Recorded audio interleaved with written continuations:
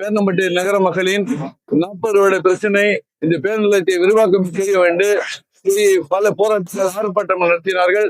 கடந்த அதிமுக ஆட்சியில் இந்த பேருந்து நிலையத்தை 2 கிலோமீட்டர் தூரமாக உள்ள வேறொரு இடத்திற்கு மாற்றி அமைத்தார்கள். இந்த பழைய காவல் நிலையத்தை இடித்து அப்புறப்படுத்திக் கொண்டிருக்கிறார்கள். 2 தினங்களுக்குள்ளாக இது பூமி பூஜை செய்து இந்த இடத்தில் விஸ்தாலமான பெரிய ஒரு பேருந்து நிலையம் உருவாக்கப்படும் என்று